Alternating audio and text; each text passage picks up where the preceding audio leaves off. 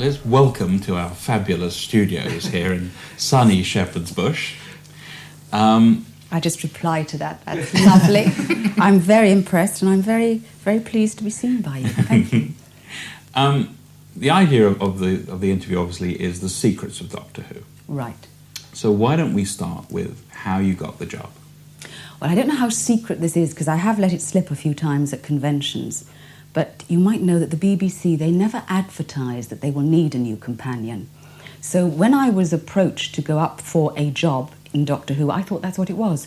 A story, maybe one episode. And I went up and I saw Barry Letts at Threshold House.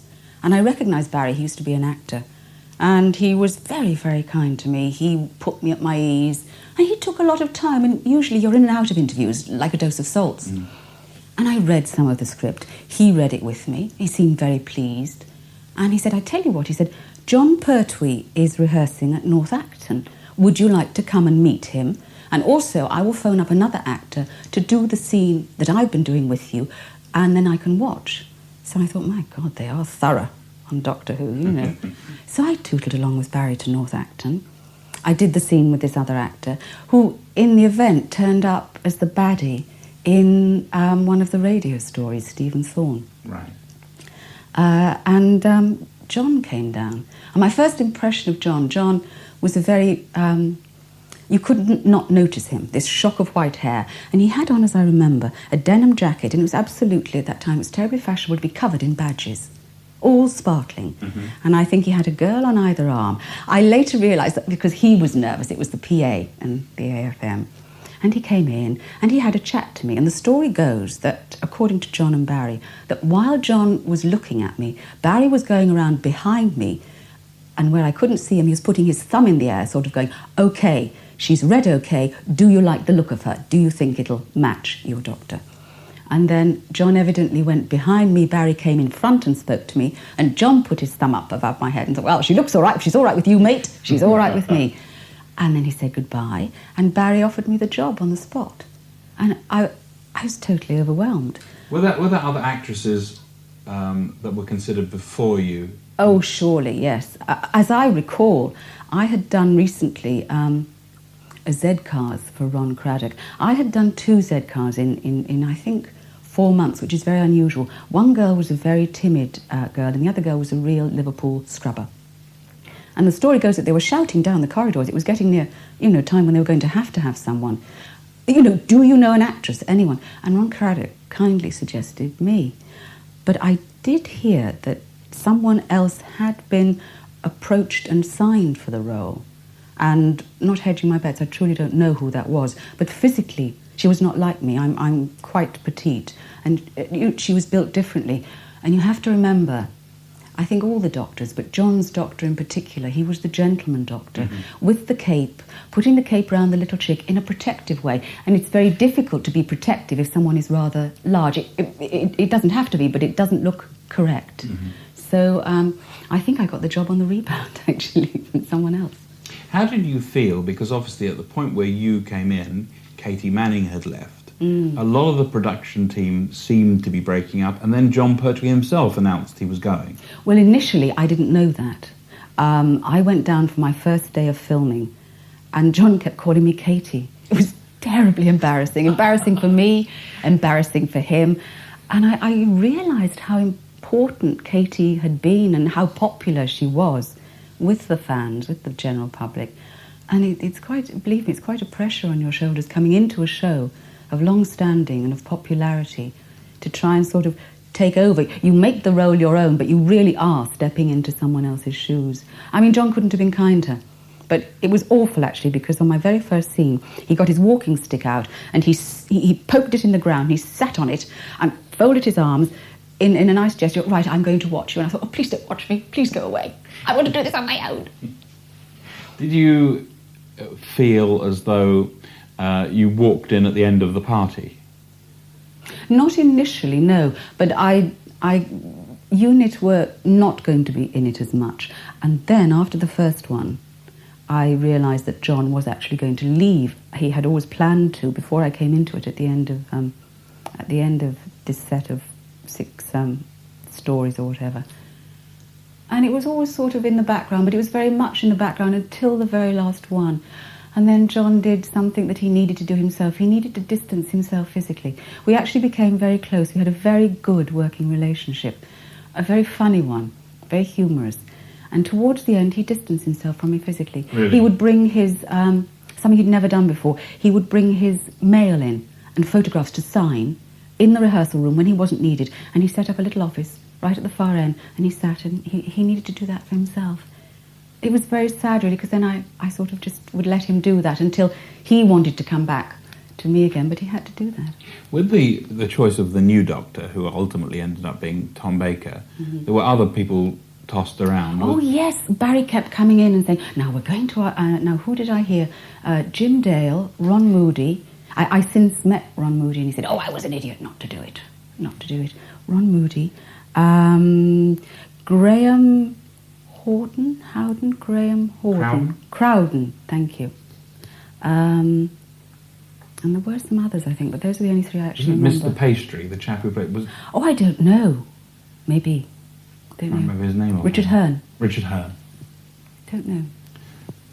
And then obviously Tom got the part. And also a big guy. Were you worried about working with him? Well, they always had to put me in very high-heeled boots, which was terrible to run in. So whenever my feet... I said, are the feet in shot? No, I need to change in my pumps. I could run faster. And Tom was the devil because he hated combing his hair.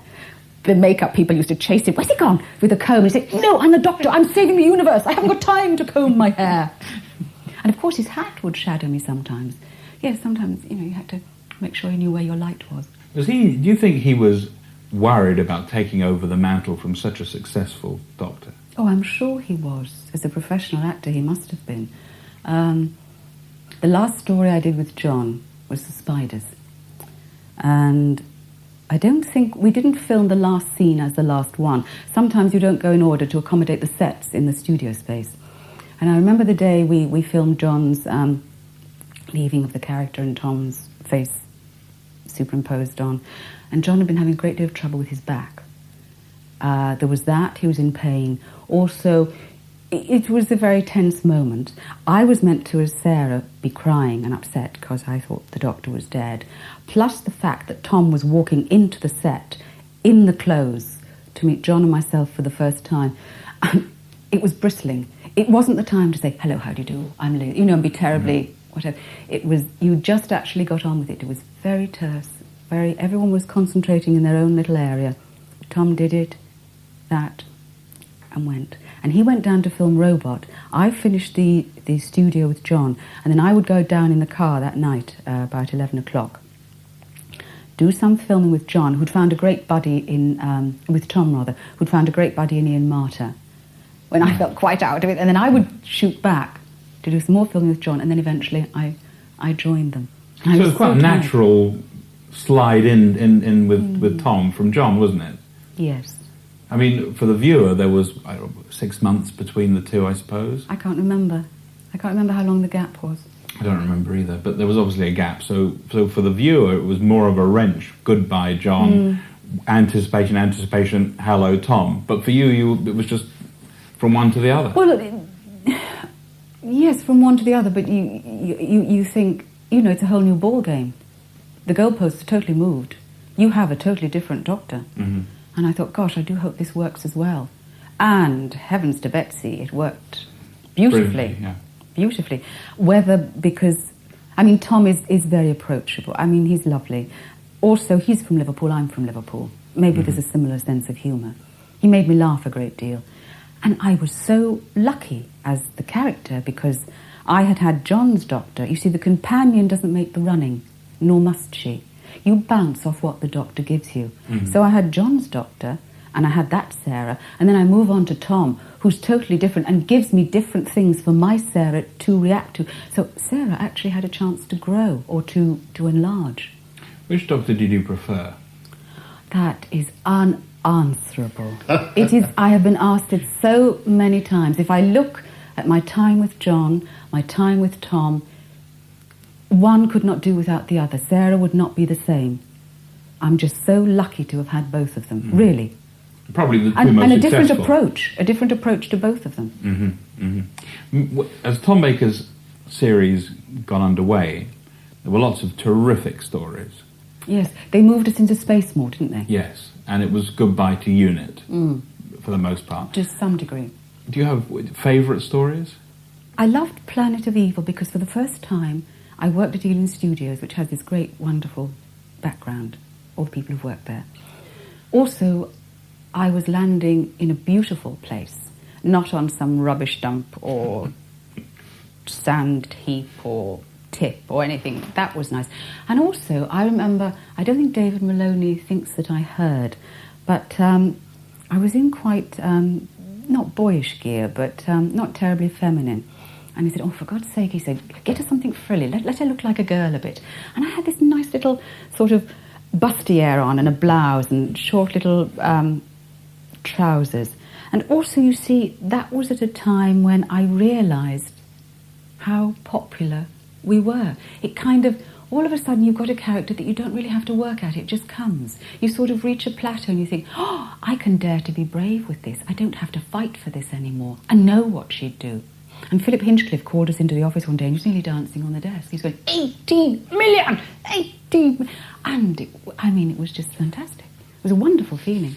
Very rarely do you get that. I mean, they seem to, during that period, look at classic horror genres like Jekyll and Hyde. Well, there are no new stories. No, there aren't. Really. But they did it so well, didn't they? Yes, they did. Because Robot was like King Kong, really, wasn't it? Yes, very much. And I suppose Planet of Evil was Robbie the Robot. Jekyll and Hyde. And, it was Forbidden Planet. Yes, and Francis. And Pyramids of Mars was all those Hammer Mummy movies, but they worked so well. Well, we they? had wonderful writers. We had Bob Holmes, Gothic period. Very, very lucky. Do you have a favourite monster? Well, you see, John hated the Daleks, and I'm not sure about Tom. He might have done as well.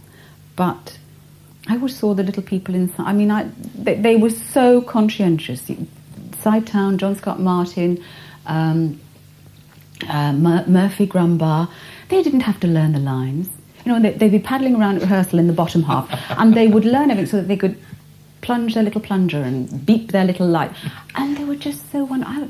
And the Daleks used to make me laugh as well. I remember going filming with John for the Exelon story, and we were on this beach, sand dunes, and of course Daleks can't move on sand, so they put this railway track around them, and we were being chased by them, and all of a sudden a Dalek would turn the corner and not be able to turn, go whee, bump, and fall over right on the side of the sand.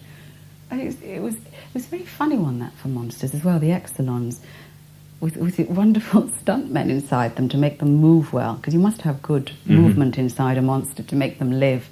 And they would be coming up the sand dunes, and they were in this sort of tent affair. And as they were walking up, they were walking further and further on their frock, so that their feet were just up to their head in the air, and they couldn't move. They couldn't get up from the floor.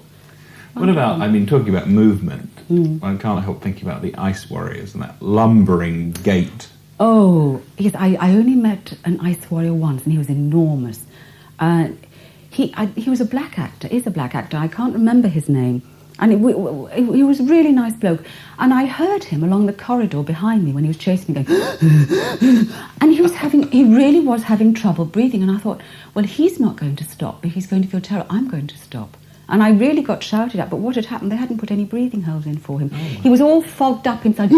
I took the head off and going, absolutely flat out in the tunnel. Yeah. Oh, dear. I believe there's a lovely, I don't know who's got the tape now of dinosaur one, but there was this small little hole I had to creep through, and I had to sort of wriggle, so there was only sort of my bottom to camera, and they kept me wriggling for ages. And being a true professional, I thought, well, I'll better go till they say cut, and after they said, oh, someone's going to enjoy that tape. I read somewhere that the TARDIS fell on you. Oh, the roof. Yes, I got inside it, and all of a sudden it plopped on me, and they painted it the wrong colour once. It came out to us, and we looked, and we thought, hello, the wrong colour. And I think the door went on the wrong way once, so it's meant to open inwards. So three of us, Ian, Tom and I, went flat into it with our noses, bump, bump, three of us on it, because it was opening outwards. It was very small inside as well. Oh gosh, shattering a few illusions there. Oh, what have I said, Mother? When you decided to leave, Yes. that must have been very difficult. It was such a successful show. It was almost because it was a successful show, and Sarah was popular, and she was mine. And Barry, who chose me, had left. He'd left the position of producer, and Philip Hinchcliffe had come along, and he'd been terribly appreciative of what I did, and I got on very well with him. But I knew there would come a time when Philip would want to choose his own companion, and I knew he would have these ideas. And I kind of sort of paced it, and I thought, I stayed quite a while with Tom and Philip, and I thought, I don't want to be asked to leave. I would hate that. I would love to be really awkward almost and go on my terms and go while it's at a high. Mm-hmm. And I had nothing to go to. I did a job not long afterwards at some plays back in Liverpool at the Rep. But I just knew that for me I had to go then, and I thought, well, I can't. I've done this. I've done it as honestly as I can. I can justify every thought she's had. You know, even if she's fallen down a hole 50 times, she would do that for her best friend to save him. You would do that to help your best. I didn't mind being made to look a fool because it was done with the right reasons, and it was never. And Tom was wonderful. He said, "Look, that makes Liz look stupid. I would never have someone stupid going around with me. I am the doctor." So you had a wonderful, backup. And I just thought, well, I really had enough, and I asked to go. And I don't think I was really, really persuaded to stay. Tom was very sorry, I think. And I thought, yes, it is the right time. Did that make you feel a bit bad, the fact that they didn't get down on bended knee and say, no, you must stay, you must stay? No, I think they sort of asked. No, it didn't actually. It didn't, because I think we're all being very honest. No. So your final scenes of your last story, which was The Hand of Fear, which were great. Directed by lovely Lenny Mayne. Oh, he's and you and Tom wrote those, didn't you? Or added extra lines into those? What we did was, the writers took on board that I didn't want to be killed off. I didn't really think that was fair on younger viewers, and I certainly didn't want to be married off. And I said, when I'm viewing something as a viewer, I love to be taken by surprise. Please, let's have a really good Doctor Who story, nothing about the companion leaving, and then just at the end, twist it and say, oh, I'm sick of being shit at and shut at, I've had it, I want to go. And the scene was accommodated, and we read it, and we were allowed to tamper with it quite a little bit and put lines in, and yeah, I believe it works. Have you watched it since? Well, yes, I have. Not initially, because I was working and didn't have a video recorder. I only saw it really years later. It was quite strange. It was rather like watching a cousin you once knew very well. Mm-hmm. I thought I overacted rather much, but basically I was quite pleased. Why didn't you want it to be married off? Oh, that's not what it's about. You can't have any sort of sex in the TARDIS. Nothing to do with that. No. And also, you see, that's what had happened to Katie. Oh, there. And okay. I didn't really think it worked. Mm-hmm. I don't know. That's just my personal view. So you left the show, but you came back and you did K9 and Company. Yes, I did. I did, didn't I? Was that supposedly going to be a series? Oh, yes. Hopefully it would have been. Nathan Turner, I have to thank forever to actually manage to get a companion to carry something. I was working on Gulliver in Lilliput at the time, and it was a quick swap over for me to K9. I got the script for K9, and things for me didn't work in it. They weren't like Sarah. So I went to see John, and I went to see Eric Seward, script editor, writer, and I voiced my opinions, and I said, well, yes, there'll be plenty of time. They had a load of time to film. It was all going to be done on film. And what happened was we had a load of time taken away from us, and those things were never, ever ironed out. I don't know how we ever did it in the end. I mean, the actual opening shots I knew nothing about until I turned up at filming, and they said, right now, I mean, one looked like a sort of heart-to-heart drinking a glass of wine. I said, what am I supposed to be doing? And I was given a costume. Now you're meant to be jogging. I thought, I don't know what I'm doing here. I mean, you had to do it because it was there. It was in the script. Well, I'll just do it as best I can. We had appalling weather, I remember at one point being directed by the cameraman, now run here, run there, up there, down there. I mean, while someone, the director was somewhere else. It really was like, way back in the old Hollywood time, I guess. And at one point, it was about 2 a.m, and I think that Brendan, the character, he was being supposedly sacrificed. And all the tribe of sorcerers, whatever, were going around shouting, Hecate, Hecate. About 2 a.m, they were all shouting, equity, equity, equity. It was quite fraught, actually. But, good to John, he actually got it done. And then I did hear that the powers that be that had commissioned it changed. New people came in, didn't want it. Really? Was it successful? Well, the night that it was aired, I think all Liverpool and up north area, the pylons were down. Hardly anyone got that. I mean, we did not have a very good first showing. Mm-hmm. But it's like anything. You see, time is money now, and, unless you make an initial wonderful entrance, then you must have time to work on it. Something like The Good Life. It's in its second series before you think, I quite like this. And yeah. You're given no time, but at the same time, something has either got to work, someone's got to make a decision, yay or nay, and ours went down. I'm sorry about that, really. Even Dad's Army, apparently, when it was first shown, it was axed. Really? I heard a story that John P. was asked to do the main way. No. The Mannering part. Yes, he actually told me himself. And he was over in America at the time. Mm. That would have been interesting, wouldn't it? Mm. Mm. Whether he was just up for it along with many, or whether it was actually offered, I don't know now. But you maintained a relationship with Doctor Who through to the 5 Doctors, mm-hmm. and obviously the radio plays. Well, the 5 Doctors, one couldn't turn it down. It was rather like a Royal Command performance walk down. Everyone did it. How they accommodated everyone with the Doctors. That poor director, Peter Moffat. Will you stop talking, stop chatting and come into the scene? You'd meet someone you hadn't met for a long time. I mean, it was amazing it got done. Again, not enough time at all. Last minute. Mm-hmm. Radio's wonderful. That we never thought of it before. That no one ever thought of it before. I was just approached by my agent, would I be a Sarah Jane? I said, no, I'm not just going in to be made fun of and scream. I thought it was just one of those little things. Mm-hmm. I wouldn't do that to the character. And she said, no, Barry Letts is writing. I said, fine, I don't have to see a script. I'll do it, whatever. And then it all progressed, and we were doing... And it was just like going back to school. After the initial kind of hello, and Nick and John and I... And even my voice changed. I thought maybe my voice will sound too old now. But it just kind of came. Oh, we had great fun, and wonderful director, Phil Clark. And of course, Barry was there. You need to know anything about Doctor Who, you ask Barry Letts. Mm-hmm. You always say, Barry, what? He would have the answer. It was great fun. It went to #1 immediately, the first radio. We then didn't touch it for a year, which I still don't know why. It's ridiculous, isn't it? Well, whatever the reasons be, it defeats me to find one. We then did 6 episodes of a new story, Ghosts of N-Space, and that was kept on the shelf for about 18 months. When it was released, what did it do? Straight to #1. Unbelievable. Very strange, isn't it? Yes, if you want a new audience, surely you put things out like they did the Tintin series. Wham, wham, wham, one after the other. You've got a whole new audience. Yeah, it's amazing. I heard that on one of these conventions, you and John were thrown out of a hotel. We did a tour.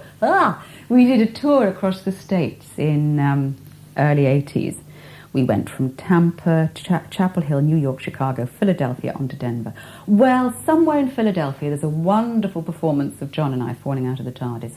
We were actually going to be thrown out of our hotel room because the guy taking us round, we were with our respective spouses, hadn't paid. He was paying as we were sort of going on. And the baggage, my husband was waiting with the baggage on the ground, and John's lovely wife Ingeborg was running down to the theatre and said, John, we're going to be thrown out of the hotel. And John thought she had had an accident. I said, no, sit down, Ingeborg, sit down. And he gave her a little calming pill, which was followed down by a vodka. We thought it was water. The same was there for me. I don't know what John gave me, but all of a sudden we were called to the TARDIS. And I said, well, where's Brian? Where's my clothes? And he said, now calm down, let's take this, drink that, take that. I remember nothing more. I remember nothing more. So I woke up in my bed the next morning in a rather nice hotel in Philadelphia. But someone actually wrote to me and said I gave a wonderful performance. But I don't know. I've yet to see it. Are there any regrets about your time in Doctor Who? Oh, I've never been asked that before. Oh, yes, I do. I have one enormous regret. I was never tied to the railway lines like Fay Ray. I would have loved that. That would have been... I never thought of that when I was leaving. Yes, I would have liked that. Liz Sladen, thank you very much. It's been a pleasure, thank you.